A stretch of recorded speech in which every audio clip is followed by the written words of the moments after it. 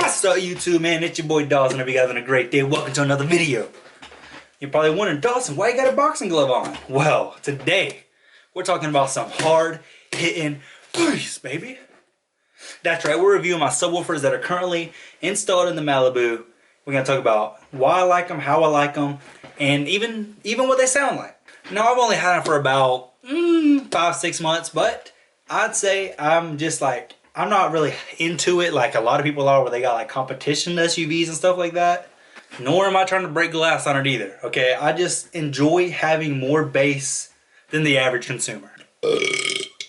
Before we take a dive in my trunk, that sounds very weird, I think it's important to learn how subwoofers work. Now I'm going to put a little diagram on the screen right now for you guys, and we're basically going to go over real quick, simplified how it works. We see the voice coil, right? So the voice coil basically goes up and down, okay? Creating like kind of like a rubber band. When you take a rubber band, you pull it, let go, it goes up in the air. That's basically kind of what it's doing, except at like high levels, okay? So the magnets creates like a magnetic sort of field for the voice plate to come on down, okay?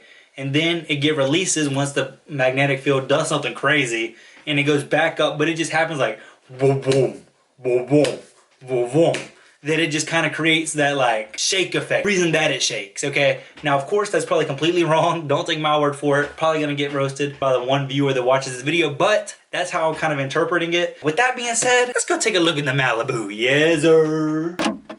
Oh, there you guys are, man. Let's get right into this review, man. And now that we know kind of how subwoofers works, let's go check them out in the trunk back here and just see what kind of power they're really producing. I've only ever had one major issue with the subs, and then another issue that's not really because of the subs itself. It's more of just because of the car. The first issue was at some points, like during randomly in songs, it would just peak to like maximum volume. And of course, I didn't have it on maximum volume. It would just do it randomly, and it wasn't because of musical notes or anything like that, because when I would replay the songs, they would kind of just be random again. They wouldn't pop at the same basses or the same seconds in the song. So I knew it really wasn't per song. It was more of just because of the wiring for the subwoofers, what I'm going to show you guys in a minute, were set up so that sometimes for some reason wires would interact with the door speakers, and that would cause these speakers to amplify way more than they were supposed to be doing. And the second issue wasn't really because of the subs. It was more of the start stop feature on my car. So for some reason, whenever my car stops, like a red light or just stops at a stop sign, it cuts off for like a second or whatever, just so it can save gas or whatever it actually does for that. I really don't even know. And then it'll cut the subwoofer off for that amount of time as well, because it loses power, but it'll come back on basically instantly. It isn't like that much of a big deal. I really got used to it. But if you have any solutions on how to fix that or anything like that, please let me know in the comment section down below. But when I first got the subwoofers, it wasn't like that, because the amp, when the amp would lose power, it wasn't able to regain enough power to turn the subs back on. So once I was driving and jamming out, as soon as the subs turned off, they wouldn't turn back on unless I stopped the car, turned the car off, and turned the car back on, which then gave her enough power. We actually got that fixed. We went to the place where I got them, and they replaced the amp for me for free. Ever since, it hasn't had any more major issues or anything like that, and I've had it for about 5 months now, and I really just enjoyed them. But you know, now that I told you the two issues,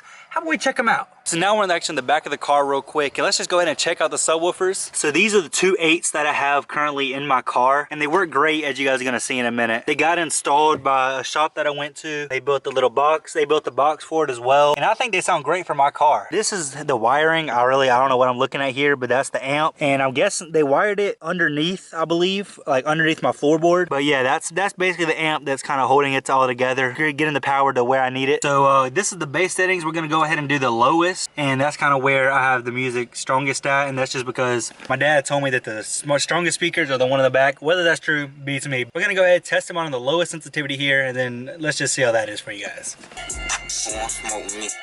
Who won't smoke with me? Nigga, who won't smoke with me?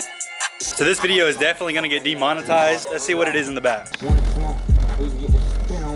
So that is the lowest sensitivity. And I should start this by saying I've never turned them up full, okay? Because once we start even getting to the half mark, songs like that go crazy, all right? So let's go ahead, turn it to like right there, and we'll restart it. All right, and honestly, the neighbors probably don't like me. It's just for the video real quick. So it's a little bit more.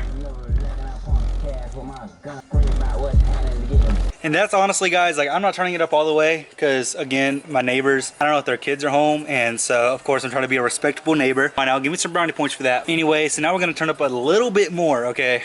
Just a little bit more though. We'll go half. What the fuck is that? Now you can definitely see.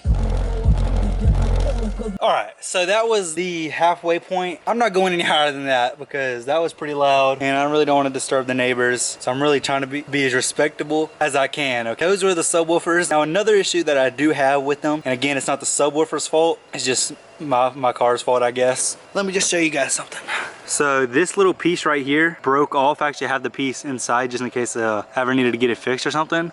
But basically when the subs are going, okay, well it's kind of, I guess it's stuck into place now. What'll happen is this thing would just like that basically for the whole time, and it's kind of annoying, but I mean, I probably will get that fixed, and once that gets fixed, honestly, I think it'll be pretty decent. Anyways guys, that is my subwoofers. I know this probably wasn't the best review, but hey, we do what we can do. So I hope you guys have a great day. Stay sliding. It's been your boy Dawson.